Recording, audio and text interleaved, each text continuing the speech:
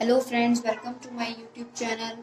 Guys, आज हम chapter 1 का पार्ट 2 करेंगे और जो टॉपिक्स हम इस पर्टिकुलर वीडियो में कवर करेंगे वो है foreign trade, demographic condition, occupational structure, infrastructure, positive contribution of British rule and state of Indian economy on the eve of independence. So guys, within 19 minutes we are going to cover this chapter. So without wasting any time, let's start.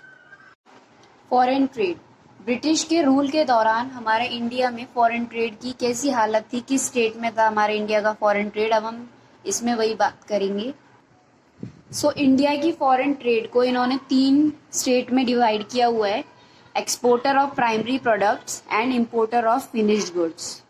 Second है monopoly control of British rule और third है drain of Indian wealth during British rule. अब इसके पहले state के बारे में पढ़ते हैं। पहला स्टेट है exporter of primary product and importer of finish goods. जैसे कि मैंने आपको इस चैप्टर के फर्स्ट पार्ट में भी बता दिया था कि इंडिया जो है वो प्राइमरी प्रोडक्ट्स यानी रॉ मटेरियल का एक्सपोर्टर बन गया था और ब्रिटेन से फिनिश गुड आते थे तो वो फिनिश गुड्स का इम्पोर्टर बन गया था। ठीक है। सेकंड है monopoly control of British rule. इसका मतलब है कि हमारे इंडिया में आधे से ज्यादा जो फॉरेन ट्रेड था वो बस ब्रिटेन तक ही सीमित था और बाकी का जो बचा कुचा फॉरेन ट्रेड था वो बाकी दूसरी कंट्रीज में करते थे ये कॉलोनियल गवर्नमेंट, जैसे कि चाइना, सेलोन और पर्शिया, ऐसे इन स्टेट्स में ये करा करते थे। लेकिन इनका मेजर पार्ट जो था फॉरेन ट्रेड का वो ब्रिटेन तक ही सीमित था। फिर ये कॉलोनियल गवर्नमेंट ने क्या किया, इन्होंने स्वीज कैनल बनवा दिया 1869 में। इससे क्या हो गया कि ये जो है इंडिया और ब्रिटेन में एक मतलब डायरेक्ट लिंक बन गया कि इंडिया से जो इंपोर्ट होगा, इंडिया को जो इंपोर्ट होगा ब्रिटेन से वो, और जो इंडिया रॉ मटेरियल एक्सपोर्ट करेगा वो, ये सब जो है आसानी से हो सके, तो इसके लिए इन्होंने स्वीज कैनल की शुरुआत की थी। अब थर्ड स्टेट है इसका drain of Indian wealth during British rule. आप सभी को पता है कि ब्रिटिश रूल के दौरान इंडिया जो है वो प्राइमरी प्रोडक्ट्स का एक्सपोर्टर बन गया था और फिनिश्ड गुड्स का इंपोर्टर। ठीक है। तो अब क्योंकि ज्यादा से ज्यादा एक्सपोर्ट जो है होता था इसीलिए एक्सपोर्ट सरप्लस भी ज्यादा बढ़ गया। एक्सपोर्ट पे जो भी पैसे लगते हैं, ठीक है, ये सारी चीजें जो है वो ज्यादा बढ़ गई। तो ये जो एक्सपोर्ट सरप्लस आता था ये किस चीजों में यूज होता था, to make payments for expenses, के जो भी खर्चा होता था कॉलोनियल गवर्नमेंट के द्वारा उनकी पेमेंट्स के लिए यूज किया जाता था। ठीक है। अब जो भी लड़ाई हो रही होती थी, ब्रिटिश गवर्नमेंट जो भी लड़ाई करते थे, उनके लड़ाई में जो भी खर्चा होता था उन खर्चों की कमी को पूरा करने के लिए एक्सपोर्ट सरप्लस यूज किया जाता था। और तीसरा था to import invisible items. I hope this much is clear to you all. अब हम बात करते हैं डेमोग्राफिक कंडीशन के बारे में। डेमोग्राफिक कंडीशन में हमारे वो सारे फीचर्स आ जाएंगे जो हमारी इंडियन इकोनॉमी के स्टैग्नेंट और बैकवर्ड रहने की वजह थी। ठीक है। इसमें कुछ इंपॉर्टेंट पॉइंट्स है जो हमें जानने बहुत जरूरी हैं। पहला है फर्स्ट ऑफिशियल सेंसस, के पहला ऑफिशियल सेंसस कब आया था, 1881 में। 1881 के बाद से ही हर 10 सालों में ये सेंसस जो है वो कैलकुलेट किया जाता था। ठीक है। फिर उसके बाद 1921 को ईयर ऑफ ग्रेट डिवाइड कहा गया क्योंकि ये जो है डेमोग्राफिक ट्रांजिशन की पहली स्टेज थी। फिर जो सेकंड स्टेज थी वो 1921 के बाद ही आई थी, इसीलिए इस टाइम को जो 1921 का जो ईयर है इसे हम ईयर ऑफ ग्रेट डिवाइड भी कहते हैं। अब हम बात करते हैं कि क्या डेमोग्राफिक कंडीशन थी कॉलोनियल रूल के दौरान। ठीक है। तो पहला है high birth and death rate. ठीक है। अब आप लोग क्लास 9 से ही पढ़ते आ रहे हैं कि बर्थ रेट होता है कि एक साल में पर 1000 कितने बच्चे पैदा हुए, और डेथ रेट होता है कि एक साल में पर 1000 कितने बच्चे मरे। तो ये जो दोनों ही डेथ रेट और बर्थ रेट दोनों ही जो है वो उस टाइम पे कॉलोनियल गवर्नमेंट के टाइम पे बहुत ही ज्यादा था। ठीक है। नियरली अराउंड 48 पर 1000 बच्चे जो थे वो बर्थ रेट में थे और डेथ रेट में कम से कम 40 पर 1000 चिल्ड्रंस जो थे वो इन्वॉल्व थे।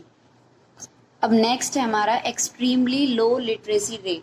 ठीक है, कि वहां पर पढ़ने वाले लोगों की मतलब लिटरेट पीपल बहुत ही ज्यादा कम थे, ठीक है। जो ओवरऑल लिटरेसी लेवल था वो कम से कम 16% से भी ज़्यादा कम था, ठीक है। और इसमें से फीमेल लिटरेसी लेवल जो था वो बिल्कुल ना के बराबर था, मतलब कम से कम 7% के अराउंड था, ठीक है। अब नेक्स्ट हमारा पॉइंट है पुअर हेल्थ फैसिलिटी।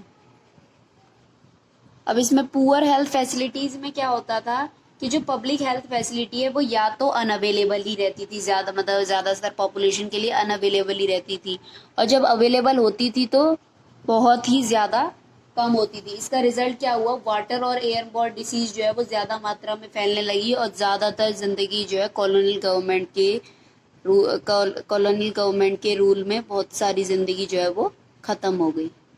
अब नेक्स्ट हमारी कंडीशन है हाई इन्फेंट मोर्टेलिटी रेट, यानी कि इन्फेंट मोर्टेलिटी रेट होता है कि एक साल में, ठीक है, एक साल में पर 1000 कितने वो बच्चे हैं जो एक साल के होने से पहले ही जो मर गए, जो जी नहीं पाए। कॉलोनियल गवर्नमेंट के दौरान ये जो इन्फेंट मोर्टेलिटी रेट था वो बहुत ही ज़्यादा हाई था, अराउंड 218 पर 1000 था, ठीक है। कॉलोनियल गवर्नमेंट के रूल के अंडर ये जो है 218 पर 1000 जो है इतना था infant mortality, means it was quite alarming, ठीक है। लेकिन आज 2011 के टाइम में, अगर मतलब आज नहीं 2011 की देखी जाए, क्योंकि हर एक 10 ईयर्स में होता है ये, तो 2011 की देखी जाए तो ये 44 पर 1000 हो गया है, मतलब इतना ज़्यादा ये कम हो गया है। अब नेक्स्ट हमारी कंडीशन है लो लाइफ एक्सपेक्टेंसी। लो लाइफ एक्सपेक्टेंसी होता है कि मतलब कितने एवरेज नंबर ऑफ ईयर्स जो है वो उस पर्सन की जीने की संभावना है, कितना वो जी सकता है। तो कॉलोनियल गवर्नमेंट के दौरान ये जो है वो 44 ईयर्स से भी कम था, मतलब ये एक्सपेक्टेंसी लगाई जाती थी कि 44 ईयर्स तक ही जो इंसान है वो जिएगा, लेकिन आज के टाइम में 68 ईयर्स तक ये एक्सपेक्टेंसी लगाई जाती है। अब हमारी नेक्स्ट कंडीशन है wide spread poverty.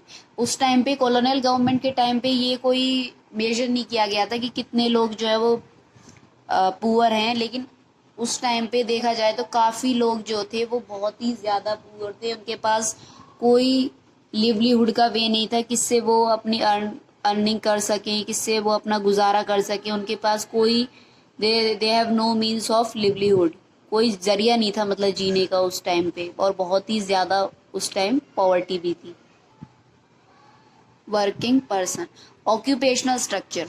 Occupational structure होता है कि जो भी वर्किंग पर्सन है उनको अलग अलग इंडस्ट्रीज और अलग अलग सेक्टर्स में डिस्ट्रीब्यूट करना, यानी कि उनको ऑक्यूपेशन दिलाना, उन्हें कामकाज दिलाना, ठीक है। तो ब्रिटिश के रूल के दौरान हमारा ऑक्यूपेशनल स्ट्रक्चर कैसा था, उसकी क्या क्या स्टेट थी, उनके बारे में हम बात करेंगे। पहला है प्रीडोमिनेंस ऑफ प्राइमरी ऑक्यूपेशन, यानी कि around 75% of population were engaged in agriculture, के 75% पॉपुलेशन जो थी वो एग्रीकल्चर में इंगेज थी, और 25% जो है वो सर्विस सेक्टर में, ठीक है। तो और दूसरा है रीजनल वेरिएशन। रीजनल वेरिएशन में क्या था कि जैसे स्टेट्स हो गए तमिलनाडु, आंध्र प्रदेश, केरला, कर्नाटका, महाराष्ट्र और वेस्ट बंगाल, ये सारे जो है इनमें क्या है, ज़्यादातर लोग जो है वो एग्रीकल्चर को छोड़कर किसमें शिफ्ट हो गए, सर्विस सेक्टर में, ठीक है। क्योंकि उन्हें ये लगने लगा कि जो एग्रीकल्चर है वो पुअर और मतलब जो लोअर कास्ट के लोग हैं वही करेंगे, तो इन्होंने क्या किया, ये जो है प्राइमरी ऑक्यूपेशन से सेकेंडरी ऑक्यूपेशन पे ये लोग शिफ्ट हो गए। ओके, सो अब हम बात कर लेते हैं इंफ्रास्ट्रक्चर की। इंफ्रास्ट्रक्चर फैसिलिटीज जो थी वो ब्रिटिश रूल के दौरान वो भी काफ़ी ज़्यादा बेकार थी, ठीक है। काफ़ी सारी एफर्ट्स डाले गए कि हम जो है roads, railways, ports, water transport, इन जैसे बेसिक इंफ्रास्ट्रक्चर जो है वो डेवलप कर सके, लेकिन ऐसा नहीं कर पाए, ठीक है। तो फिर ब्रिटिशर्स ने भी इनके ऊपर वर्क करना शुरू करा। अब आप सोचोगे कि भाई इन्होंने तो हमारे लिए अच्छा किया, इन्होंने अच्छा किया, लेकिन इनका ये सब करने में भी इनका कोई अपना पर्सनल मोटिव था, ठीक है। ये अपने ब्रिटिश गवर्नमेंट के लिए काम करना चाह रहे थे, ब्रिटिश को सर्व करना चाहते थे, इनका मेन मोटिव था ब्रिटिश को सर्व करना, कि अपने ब्रिटेन को कैसे कोई फ़ायदा पहुंचाया जा सके, इसीलिए ये इंफ्रास्ट्रक्चर में भी इंगेज हो गए। अब जो जो इन्होंने इंफ्रास्ट्रक्चर्स बनाया अब उनके बारे में एक एक करके बात करते हैं। पहला है रोड्स। कॉलोनियल एडमिनिस्ट्रेशन ने मतलब जो रोड्स बनाए थे वो इतने अच्छे तरीके से नहीं बना पाए क्योंकि उनके पास फंड्स ही नहीं थे। ठीक है, तो जो भी रोड्स जिन्होंने बनाए इनका मेन मोटिव रोड्स बनाने का ये था कि ये जो है अपनी आर्मी को मोबिलाइज कर सकें और अपने रॉ मटेरियल्स को इंडिया से ब्रिटेन शिफ्ट कर सकें। ठीक है, सेकंड इंफ्रास्ट्रक्चर इन्होंने जो बनाया था वो था रेलवेज। तो ये जो रेलवेज इन्होंने बनाई थी ये ब्रिटिश रूल का मेन कंट्रीब्यूशन था। और रेलवेज कब आई थी? 1850 में। ठीक है, 1850 में इन्होंने जो है रेलवे इन्वेंट करी थी। ठीक है, और इनके रेलवेज बनाने से लोगों को ये फायदा हुआ कि वो लॉन्ग डिस्टेंस को बड़े इजीली कवर करने लगे। इससे क्या है, जो इंडिया का एग्रीकल्चर है उसका कमर्शियलाइजेशन होने लगी, जिससे कि जो विलेज की इकोनॉमी थी वो सेल्फ सफिशिएंट बनने लग गई। अब नेक्स्ट हमारा इंफ्रास्ट्रक्चर है air and water transport. Air and water transport में क्या हुआ कि जो ब्रिटिश गवर्नमेंट ने उन्होंने काफ़ी ऐसे वेज यूज़ करे जिससे वो वाटर और एयर ट्रांसपोर्ट को डेवलप कर सके, लेकिन उन्होंने जो भी मेजर्स यूज़ करे थे वो बिल्कुल भी सेटिस्फैक्ट्री नहीं थे। ठीक है, तो they have to draw back their idea. अब नेक्स्ट इंफ्रास्ट्रक्चर जो इन्होंने डेवलप किया था वो था मीन्स ऑफ कम्युनिकेशन। पोस्ट और टेलीग्राफ्स इन्होंने बनाए जिससे लोग जो हैं इजीली कम्युनिकेट कर सकें, लोगों को दूर जाके कम्युनिकेट करने की ज़रूरत ना पड़े, वो जो है इन पोस्ट और टेलीग्राफ्स के ज़रिए ही एक दूसरे से कम्युनिकेट कर सकें। अब हम बात करते हैं रीजंस फॉर इंफ्रास्ट्रक्चरल डेवलपमेंट के। इंफ्रास्ट्रक्चर्स को डेवलप करने की ज़रूरत क्या थी, क्यों उन्होंने ब्रिटिश ने ये इंफ्रास्ट्रक्चरल डेवलपमेंट की। तो roads build for the purpose of mobilising the army with in India. Roads उन्होंने इसलिए बनाए ताकि वो आर्मी को मोबिलाइज कर सके, आसपास की कंट्रीज से रॉ मटेरियल्स ले सके। ठीक है, और इन रॉ मटेरियल्स को फिर इंग्लैंड भेजे और दूसरी फॉरेन डेस्टिनेशंस पे भेजे। ठीक है, अब नेक्स्ट है रेलवेज। रेलवेज उन्होंने इसलिए बनाई थी ताकि उनका जो है इंडियन की टेरिटरी पे अच्छा कंट्रोल बना रहे, वो इसी इसी तरह से उनके फॉरेन ट्रेड होते रहे, और अगर फॉरेन ट्रेड होगा तो उन्हें प्रॉफिट भी होगा। और नेक्स्ट जिस वजह से उन्होंने बनाए थे वो था कि वो ब्रिटिश फंड में प्रॉफिटेबल इन्वेस्टमेंट कर सकें। इससे ये पता चलता है कि वो इंडिया के लिए कुछ नहीं कर रहे थे, सिर्फ अपने ही कॉलोनियल गवर्नमेंट को सर्व करने के लिए, उन्हीं की सर्विस के लिए सारे काम कर रहे थे। ठीक है, electric telegraph were introduced at high cost to serve the purpose of maintaining law and order. ठीक है, कि लॉ और ऑर्डर बने रहें इसीलिए इन्होंने इलेक्ट्रिक टेलीग्राफ को इंट्रोड्यूस कर दिया हायर कॉस्ट पे, कि जो भी इसे यूज करेगा उसको मतलब अगर किसी को टेलीग्राम या ये सारी चीज़ें भेजनी हो तो उसे एक अमाउंट जो है वो फिक्स किया जाता था, उसे वो देना पड़ेगा। और वो अमाउंट जो था वो मिडिल क्लास लेवल के हिसाब से देखा जाए तो वो काफ़ी हाई था। ठीक है, अब ब्रिटिशर्स ने हमारी कंट्री पे रूल किया था तो इसका कोई पॉजिटिव इफेक्ट तो पड़ा होगा ना, तो यही पॉजिटिव इफेक्ट्स हमें दे रखे हैं। पहला है सेल्फ सफिशिएंसी इन फूड गेन प्रोडक्शन, कि इन्होंने जो है एग्रीकल्चर का जो कमर्शियलाइजेशन किया था, इससे क्या हुआ कि फूड ग्रेन प्रोडक्शन में सेल्फ सफिशिएंसी आने लगी। लोग मतलब जो है कल्टिवेटर्स थे वो सेल्फ सफिशिएंट हो गए, उनके पास पेस्टिसाइड्स, फर्टिलाइजर्स और बाकी सारी चीज़ों में इन्वेस्ट करने के लिए पैसा भी काफ़ी हो गया। अब नेक्स्ट पॉजिटिव कंट्रीब्यूशन है वो है बेटर मीन्स ऑफ ट्रांसपोर्टेशन। ठीक है, कि उनके ट्रांसपोर्टेशन की वजह से, ठीक है, रोड्स और ये रेलवेज इन्होंने डेवलप किए थे, इससे क्या हो रहा था कि ट्रांसपोर्ट सिस्टम जो है वो बढ़ता जा रहा था, इस हमारी सोशल और इकोनॉमिकल ग्रोथ भी हो रही थी। अब ये जो इन्होंने रेलवेज, रोड्स, ये सारी चीज़ें बनाई थी, इनसे क्या हुआ कि जो भी अगर किसी स्टेट में या कहीं पर भी ड्राउट वगैरह, फ्लड या ऐसी चीज़ें हो जाती थी तो लोगों को भूखे नहीं रहना पड़ता था, क्योंकि इन मेजर्स की वजह से, इन मीन्स ऑफ ट्रांसपोर्टेशन की वजह से उन पे टाइम पे जो है इन चीज़ों की सप्लाई कर दी जाती थी। नेक्स्ट है शिफ्ट ऑफ मॉनेटरी इकोनॉमी। अब ब्रिटिश के रूल की वजह से क्या हुआ कि इन्हें बार्टर सिस्टम छोड़ के मॉनेटरी सिस्टम पे आना पड़ा, यानी कि ये जो करते थे ना कि एक मुट्ठी गेहूं के बदले पे सामान लेते थे, ऐसा नहीं करना पड़ा। इन्होंने एक मेजर बना दिया कि इसकी वजह से उन्होंने एक मेजर ऑफ एक्सचेंज बना दिया कि एक कॉइन की वजह से या इस मनी को यूज करके, मॉनेटरी वैल्यू की वजह से आप जो है वो एक्सचेंज ऑफ फूड या सप्लाई कुछ भी कर सकते हैं। अब हमारा इफेक्टिव एडमिनिस्ट्रेशन सेटअप, इसमें क्या हुआ, ब्रिटिश गवर्नमेंट ने जिस तरह से अपनी एडमिनिस्ट्रेशंस बना रखी थी, सारा कुछ कर रखा था, तो ऐसे ही अब हमारे इंडिया में पॉलिटिशियंस बनने शुरू हो गए। तो इनके रहने की वजह से, इनके रूल की वजह से हमारे इंडिया को ये सारे बेनिफिट्स हुए थे। अब हम बात करते हैं इंडिपेंडेंस के दौरान इंडियन की इकोनॉमी की कैसी कंडीशन हो गई थी। तो पहली बात ये कि वो कॉलोनियल इकोनॉमी बन गई थी, सेमी फ्यूडल, स्टैग्नेंट, बैकवर्ड और डिप्लीटेड और एमिपिटेटेड इकोनॉमी बन गई थी। कॉलोनियल इकोनॉमी में क्या है कि जो इंडिया में क्या हुआ, कॉलोनियल एक्सप्लॉयटेशन जो है वो बहुत ही ज़्यादा लंबे समय तक चला, मीन्स जब तक ब्रिटिश ने राज किया, यानी 200 सालों तक चला। ठीक है, ब्रिटिश के रूल की वजह से हमारी इंडिया की जितने भी वेल्थ थी वो सारी खत्म हो गई थी, सारा मतलब रॉ मटेरियल्स उनका इंडिया से ले जाना, ये सारी चीज़ें, तो सारी चीज़ें बढ़ गई थी जब इंडिपेंडेंस हुई तब भी। ठीक है, इन्होंने क्या किया, इंडियन एग्रीकल्चर का कमर्शियलाइजेशन इंकरेज किया, जिसकी वजह से क्या हुआ कि इंडिया की इकोनॉमी जो है वो ब्रिटिश कॉलोनी में ट्रांसफ़र हो गई। ठीक है, इससे पता चलता है कि ब्रिटिश कॉलोनियल पॉलिसी का हमारे इंडिया पे बहुत ही डीप इफेक्ट पड़ा हुआ है। ठीक है, और जब इंडिपेंडेंस उसको मिल भी गई इंडिया को, तब भी इसका बहुत ही गहरा प्रभाव इंडिया पर था। इंडिया की इंडिपेंडेंस के दौरान हमारी इकोनॉमी जो है वो सेमी फ्यूडल बन गई थी। फ्यूडल सिस्टम मींस उनके लैंडलॉर्ड और टेनेंट्स के बीच में रिलेशन एस्टेब्लिश कर दिए थे, क्योंकि जैसे इन्होंने बताया था कि इन्होंने क्या किया था, ये जो है टेनेंट्स को जो है अपने लैंड्स दे दिया करते थे, और जो भी प्रॉफिट आता था वो उनका एक पार्ट रख लेते थे। तो ये फ्यूडल सिस्टम एस्टेब्लिश हो गया। सेकेंड था कैपिटलिस्ट सिस्टम। इस सिस्टम के अकॉर्डिंग क्या हुआ कि जो इंडस्ट्री है वो दो पार्ट्स में डिवाइड हो गई, एक था कैपिटल और दूसरा था लेबर, यानी कि मशीन से भी काम करना और लेबर की वजह से भी। अब तीसरा रीज़न था बैकवर्ड इकोनॉमी। हमारी जब इंडिया को इंडिपेंडेंस मिली तो हमारी इकोनॉमी काफ़ी बैकवर्ड हो गई थी।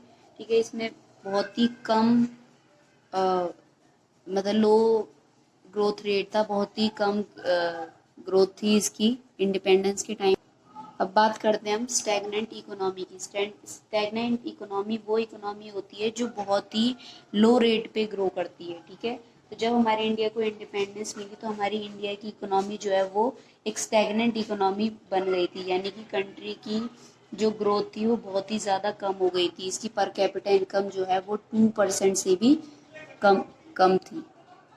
इंडिया की इकोनॉमी काफ़ी ज़्यादा बैकवर्ड हो गई। ठीक है, बैकवर्ड क्यों हो गई, क्योंकि उसमें प्रोडक्टिविटी कम थी, पर कैपिटा इनकम कम थी, बर्थ और डेथ रेट काफ़ी ज़्यादा थे, और ज़्यादा अमाउंट में इलिटरेसी भी थी, मतलब वहाँ पर अनपढ़ लोग काफ़ी ज़्यादा थे। ठीक है, नेक्स्ट है डिप्लीटेड और डेप्रिशिएटेड इकोनॉमी।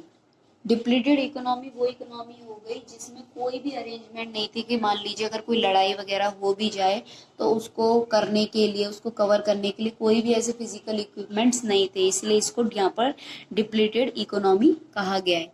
नेक्स्ट है हमारा एम्प्यूटेटेड इकोनॉमी।